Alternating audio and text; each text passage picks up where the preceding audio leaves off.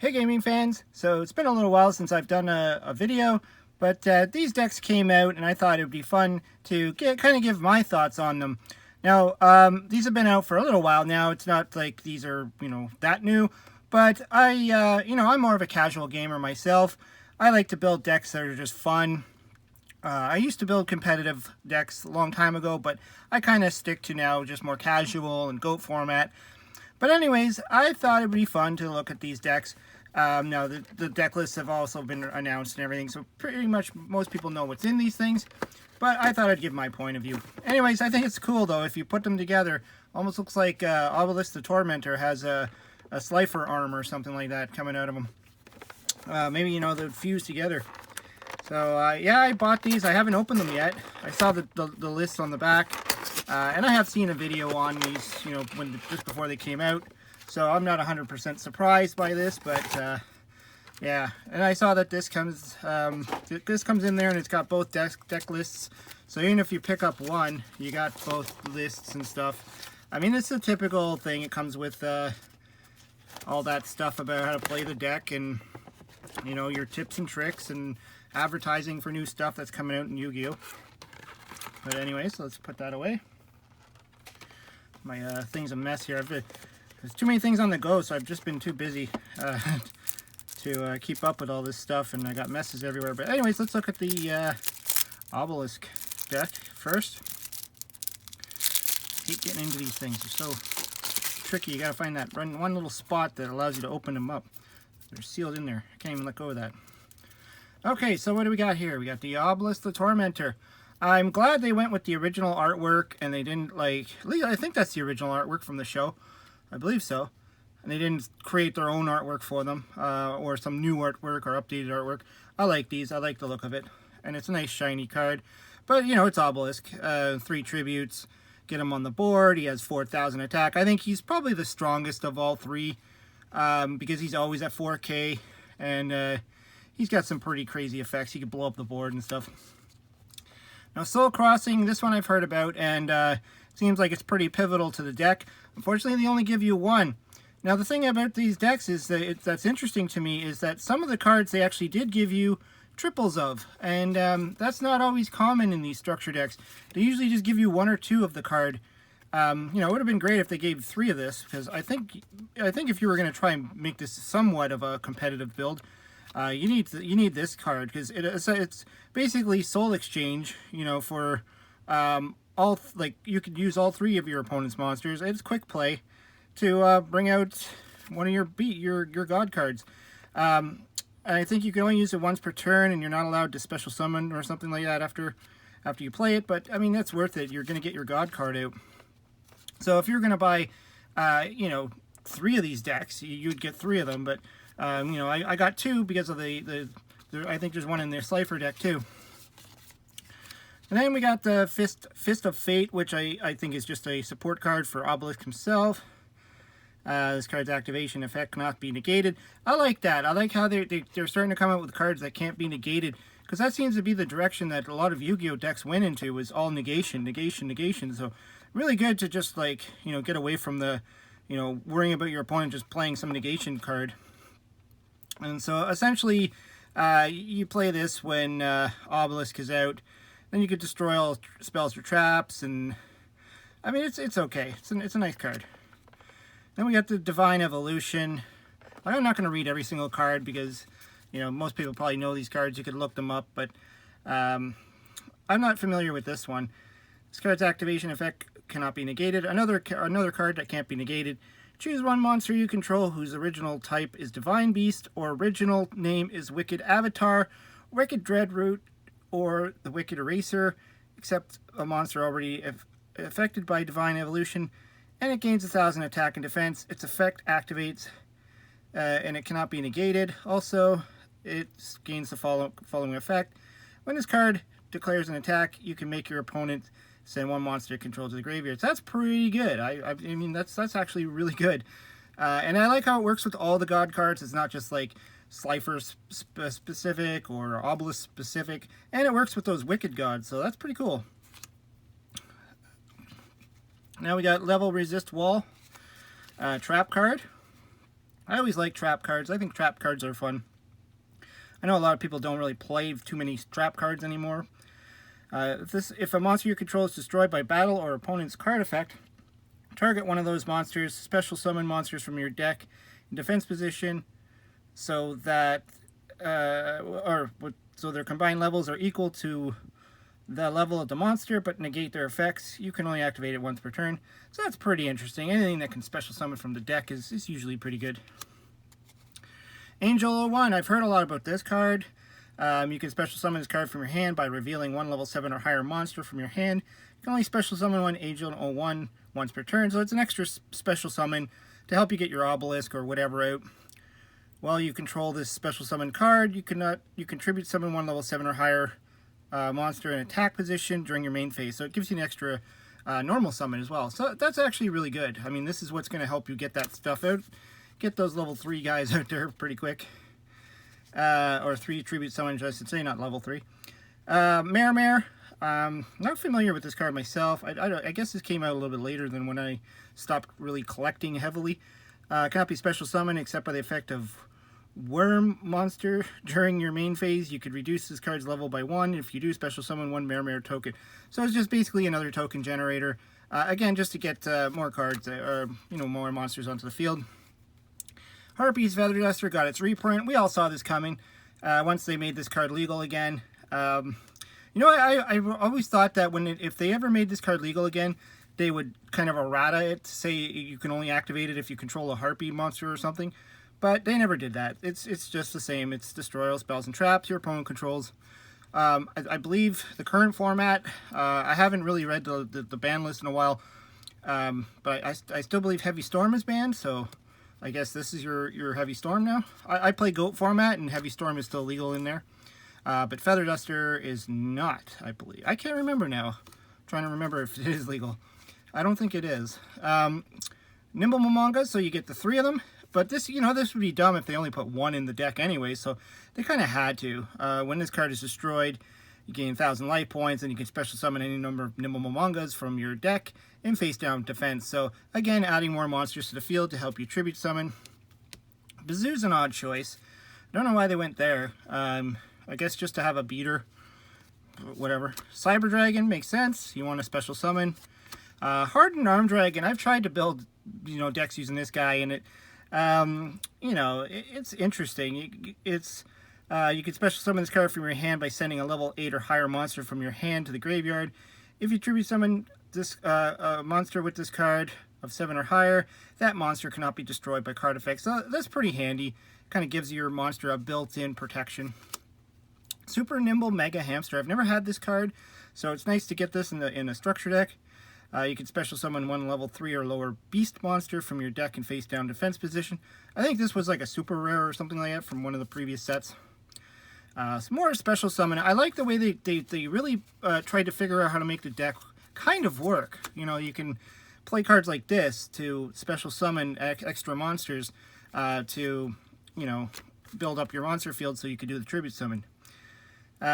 Here's another one. When this card is normal or flip summon, you can add 1 Photon Saber Tiger from your deck to your hand if you do not control another foot. So I don't know why that's in here. I guess because they put 2 in, whatever. Evil Swarm Salamandra. Again, this is more just a beat stick, I think. And then you get the 3 Ra's Disciple, which makes total sense. I think it's only in this deck. I don't think it's in the other deck, so... but that's good. I mean, you get different cards in both decks. So when this card is summoned, you could special summon up to 2 Ra's Disciple from your hand or deck. They cannot be tributed except for the tribute summon of Cypher, like the god monsters, essentially. You cannot special summon except Ra's Disciple. So this is another one of those cards that really works with the theme, so really cool. I like how it's when it's summoned, not just normal summoned. So you can actually, Monster Reborn this thing and get its effect. Unmasked Dragon. When this card is destroyed by battle, you can special summon 1 worm. So that obviously goes after that worm, that Mare guy. So, they really thought about that. Nimble Beaver. I've never seen this before. When this card is normal summon, you can special summon 1 level 3 or lower monster from your deck or graveyard. That's okay. So there's more special summoning. Condemned Witch. When this card is normal summon, you can add one forbidden quick play spell from your deck to your hand during your opponent's main phase. Quick effect. You contribute this card to special summon one level 4 fairy monster from your deck, except Condemned Witch. So, okay, I get it. Interesting.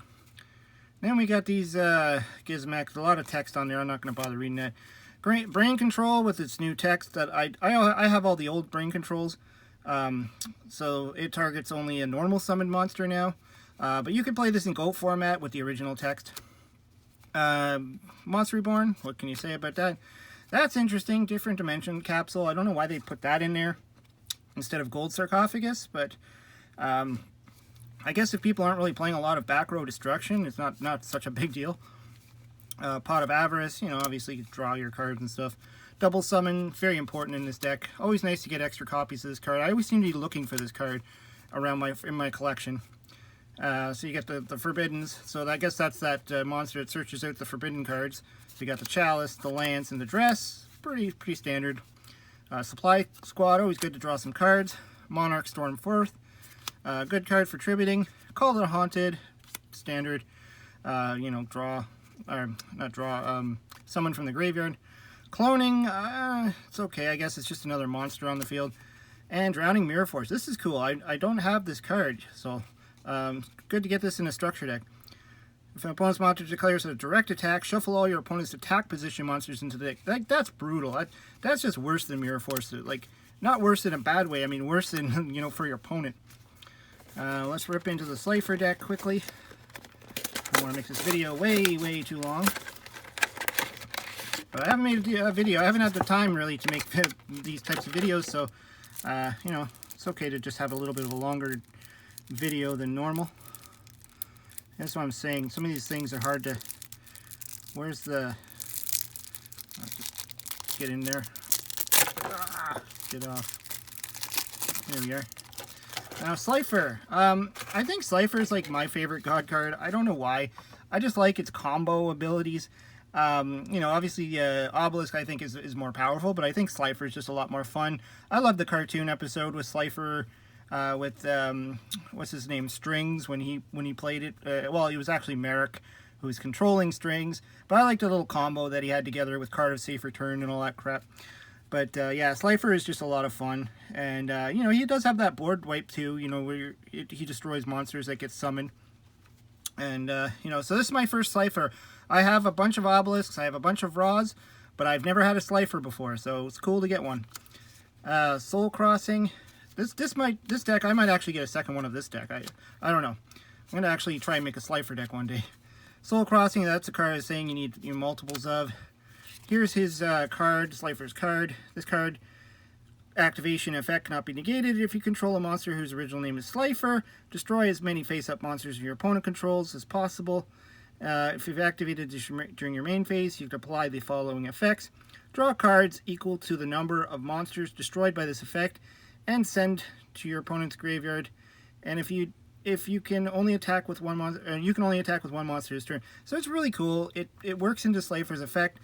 Cypher is, of course, his power and toughness is equal to, or attack and defense, I should say, is equal to 1,000 times the number of cards in your hand. So obviously drawing cards is always good in this game, but when it works with your monster's effect, it's even better. Millennium Seeker. I'm not sure what this does. When you take 1,000 more damage, battle damage. Sorry, my eyes are getting bad here. It's really dark down here. You special summon this card from your hand. So I guess it's just another special summon trick. Divine Beast. Ultimate Divine Beast, another good trap. When your opponent's monster declares an attack, you can discard one spell or trap. Then target one Divine Beast monster in your graveyard, special summon it in defense position. Then change the attack position target. Oh, the attack target to it. That's kind of interesting. During your end phase, if you control a Divine Beast monster, you can destroy all face-up cards your opponent controls that activated their effects on the field this turn. Really interesting that they can come up with these cards. Tell us the Little Angel. If this card is sent from the monster zone to the graveyard, you special summon one Tellus Wing Beast token, so it's just more token generation. Reactor Slime. I know there's a whole slime deck out there. All those slime cards. I don't have any of them. I only have the original ones, but they're kind of interesting. I've looked into those before. There's your Harpy's Feather Breaker. That's a classic, especially if you play GOAT format. Breaker is just a good card. One of my favorite cards, the Beast King Barbaros, where you can normal summon it, but it becomes 19. I always love playing this with skill drain and stuff. Really fun card. Nine-Tailed Fox, Phantom Sky Blaster. A lot of people know it. Card Guard's interesting. You know, protects your cards. The Caligo Claw Crow. I remember this card. I was trying to get a play set of these for a deck I was building, and I found out it was kind of rare because it only came out in like an elemental hero structure deck or something like that nobody wanted, or like a basic structure deck thing that nobody cared about. So cool that he got his reprint now. The Turtle. This is just a nice defense card. Breaker the Dark Magical Warrior. Scapegoat. This is another card I don't have. Really interesting. It's basically Scapegoat in a monster form. You special summon up to a number of Black Sheep tokens. So that was really cool. It's a flip effect. Zombie. Kind of interesting. There's zombie scapegoats. And then we got these Arma the Wicked Warden. Again, you get some multiple cards there. Duke Shade. Like I said, I'm not going to read them all. It's got some 10 Ys. Swords, you know, I guess it makes kind of sense to be in this deck. You know, try and slow your opponent down. If they don't have any magic and trap destruction, it might just sit there. Or spell and trap destruction. Monster Reborn, of course. Book of Moon. Enemy Controller. All these classic cards. Like, this really does pay homage to, like, some of the older decks. March of the Monarchs. Supplies card. More drawing cards. Card Advance. I remember trying to play this card in, I think it was a... What was it? The plant deck that I had. The Sylvan deck. I think I was trying to play it in that. The True Name. Declare one card name. Activate or excavate the top card of your deck. And if it's the declared card, add it to your hand. Then you can add to your hand or special summon one divine monster from your deck. So that's a fun combo type card. You obviously want to use it when you know exactly what's on your deck. One-time passcode. Special summon a security token. 2,000 attack and defense.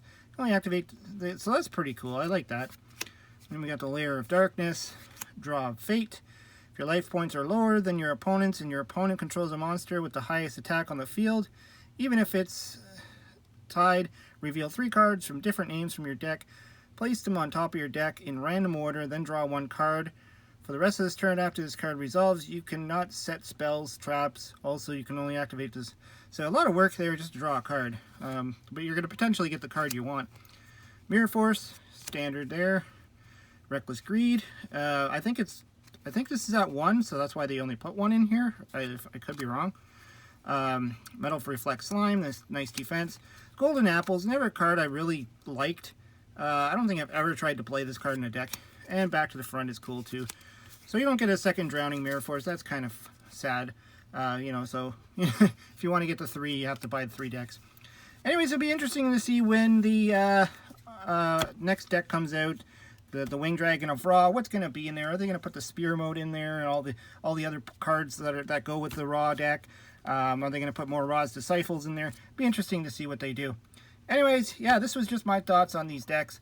Kind of fun. Like I said, I'm a casual player, so you know, these are the type of decks that are right up my alley. And if I ever get back to playing in person again, these are the kind of decks I'll probably end up playing. Anyways, hope you liked the video. Let me know what you have to say about the Egyptian God decks, and you know, would you ever try playing one, or really trying to boost one up to make it somewhat competitive and play it in a, you know, local tournament or something? Always like to hear what you have to say. Anyways, hope you liked the video. Hope you subscribe. Talk to you later.